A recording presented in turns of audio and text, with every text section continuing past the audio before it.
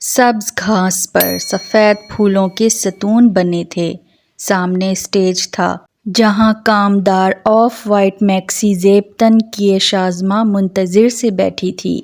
آس پاس بچھی کرسیوں پر مہمان براجمان تھے۔ موسیٰ باری باری سب سے مل رہا تھا۔ موسیٰ کے دور نزدیک کے رشتہ دار وہاں موجود تھے۔ ماڈرن لڑکیاں سلیو لیس شرٹ اور اونچا سا ٹراؤزر پہنے گپے لگا رہی تھیں۔ ان سب کے درمیان شازماں کو اپنا آپ تنہا سا محسوس ہونے لگا۔ کیا بات ہے بیگم، پریشان لگ رہی ہیں؟ موسیٰ اس کے پاس آ کر بیٹھا۔ ایسی بات نہیں ہے، بس ابا اور عنایہ کا انتظار کر رہی ہوں، وہ پھولوں سے سجے دروازے کی جانب دیکھتے ہوئے کہنے لگی۔ میری طلال سر سے بات ہوئی تھی، وہ لوگ راستے میں ہیں، کسی بھی وقت پہنچتے ہوں گے۔ وہ طلال کے ساتھ آ رہے ہیں؟ شازماں نے اجنبی سے پوچھا۔ لگ تو ایسے ہی رہا تھا۔ موسیٰ مسکرایا۔ موسیٰ کی بات سن کر وہ تشویش میں پڑ گئی۔ کہاں عنایہ اس کی شکل تک دیکھنے کی رواداد نہ تھی، اور اب شادی کے جھمیلوں میں بارہا طلال سے سامنا ہو رہا تھا۔ ایسا نہ ہو اب عنایہ کے صبر کا پیمانہ لبریز ہو جائے۔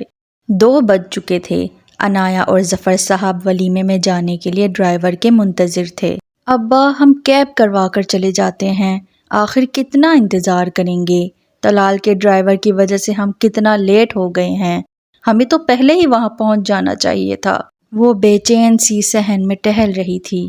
بیٹا تھوڑا اور انتظار کر لیتے ہیں، کیا پتہ وہ راستے میں ہی ہو۔ سفید شلوار قمیض پہنے ظفر صاحب اخبار دیکھ رہے تھے۔ اس حاتم طائی کے جانشین کو ہمارے ہر معاملے میں انٹرفیئر کرنے کا موقع مل جاتا ہے۔ وہ بڑبڑاتی ہوئی بیٹھ گئی۔ اتنے میں دروازہ کھٹکا تو وہ جلدی سے کھولنے گئی، اور سامنے کھڑے اس جانشین کو دیکھتے ہی اس کی تیوری چڑھ گئی۔ ایش گرے سوٹ میں ملبوس، جیل سے بال سیٹ کیے، آنکھوں میں بلیک سن گلاسز لگائے، طلال حیدر چند لمحے کے لیے منجمد ہو کر رہ گیا۔ لائٹ پنک کلر کی میکسی پہنے، تمام ہتھیاروں سے لیس ہو کر عنایہ اس کے زخمی دل پر ایک اور وار کرنے کے لیے مکمل تیار تھی۔ کہاں رہ گیا ہے تمہارا ڈرائیور؟ آیا کیوں نہیں ابھی تک؟ وہ انتہائی خراب موڈ کے ساتھ ماتھے پر بل ڈالے پوچھ رہی تھی۔ دوسری جانب طلال کو اپنی دل کی دھڑکن اپنے کانوں میں سنائی دینے لگی۔ فضا میں جیسے خاموشی چھا گئی، اسے بس عنایہ کے ہلتے لب دکھائی دینے لگے، جبکہ ان سے نکلے الفاظ طلال کے کانوں تک پہنچنے سے پہلے ہی ہوا میں تحلیل ہوتے جا رہے تھے۔ تم میری بات کا جواب کیوں نہیں دے رہے؟ عنایہ کے چلانے پر وہ ہوش کی دنیا میں لوٹا۔ جی آپ کیا کہہ رہی تھیں؟ طلال نے فوراً نگاہیں جھکائیں۔ اس کی بات سن کر عنایہ مزید طیش میں آ گئی۔ مطلب کب سے وہ بول رہی ہے اور مسٹر نے اس کی بات پر توجہ دینا ضروری ہی نہیں سمجھا۔ تم…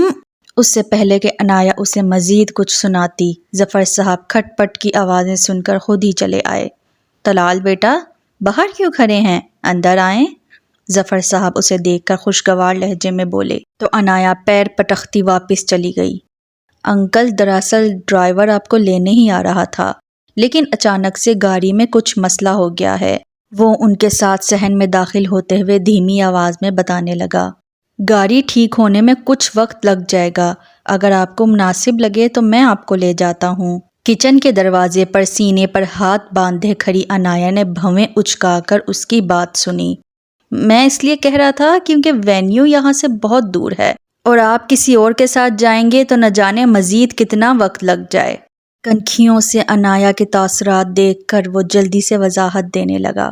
ہاں بیٹا، آپ ٹھیک کہہ رہے ہیں، ویسے بھی جوان بچی کا ساتھ ہے اور مجھے تو راستہ بھی نہیں معلوم۔ اچھی بات ہے، آپ کے ساتھ جائیں گے تو آسانی رہے گی۔